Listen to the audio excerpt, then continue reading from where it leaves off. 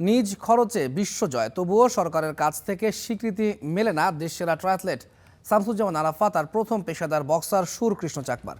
ক্রীড়াবিদদের আর্থিক নিরাপত্তা নিশ্চিত করতে মন্ত্রণালয়ের দেয়া ক্রীড়া কার্ডে নেই তাদের নাম, অথচ সেখানে আছেন অনেক অপ্রচলিত ইভেন্টের অ্যাথলিটরা।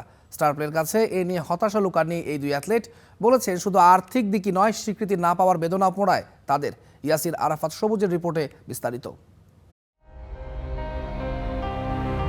বাংলাদেশের প্রথম ও দ্রুততম আয়রনম্যান ওয়ার্ল্ড চ্যাম্পিয়নশিপ সমাপ্তকারী মোহাম্মদ শামসুজ্জামান আরাফাত আয়রনম্যান ওয়ার্ল্ড চ্যাম্পিয়নশিপে 6 বার বাংলাদেশের হয়ে প্রতিনিধিত্ব করেছেন। 2024 সালে জাতীয় সাইকেলিংয়ে চ্যাম্পিয়ন হয়েছেন। আন্তর্জাতিক আয়রনম্যান রেসে অংশগ্রহণ করেছেন 21 বার, 10 বার পাড়ি দিয়েছেন বাংলা চ্যানেল। অর্জনের তালিকা বেশ দীর্ঘ আরাফাতের।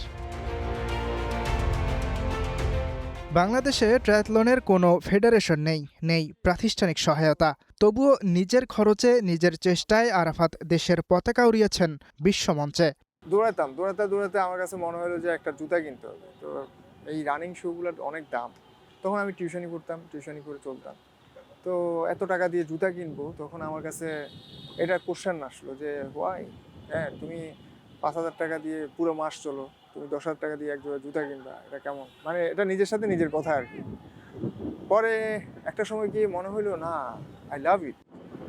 সম্প্রতি দেশের অ্যাথলেটদের আর্থিক নিরাপত্তা নিশ্চিত করতে যুব ও ক্রীড়া মন্ত্রণালয় 300 জন অ্যাথলেটকে ক্রীড়া কার্ডের অন্তর্ভুক্ত করেছে। এই তালিকায় ট্রায়াথলন থেকে মোসাম্মদ ফেরদৌসী আক্তার মারিয়ার নাম থাকলেও জায়গা পাননি এই ডিসিপ্লিনের দেশসেরা অ্যাথলেট আরাফাত। ফেডারেশন না থাকার কারণে যে সরকারের সাথে যে সম্পৃক্ততা, সরকারের যে সহযোগিতা বিভিন্ন সময় অন্যান্য ফেডারেশনের অ্যাথলেটরা পায়, সেই ফেডারেশন সাংগঠনিক সুবিধাগুলা আমাদের পাওয়া হচ্ছে না, যার জন্য আমাদের একটু ডিফিকাল্টি ফেস করতে হয়। ধরেন প্রশাসনিক অনেক কিছু আছে, যেমন আমাদের যাইতে হয়, ছুটির ব্যাপার, ভিসা রিলেটেড ইস্যু। তো যখন একটা সংগঠন থাকবে, এটা অনেক ইজিয়ার। ক্রীড়া কার্ড না পাওয়ায় হতাশ বাংলাদেশের প্রথম পেশাদার বক্সার সুরকৃষ্ণ চাকমা।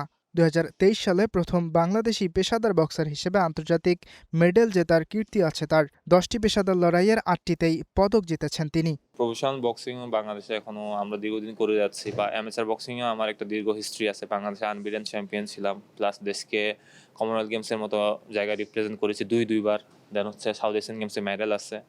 তো এখন 14 থেকে শুরু করে এখন পর্যন্ত আমি দেশের জন্য কন্টিনিউ খেলে যাচ্ছি অ্যামেচার প্রফেশনাল বক্সিং। তো আমি একটু মর্মাহত হয়েছিলাম আসলে আমার নাম না দেখার কারণ।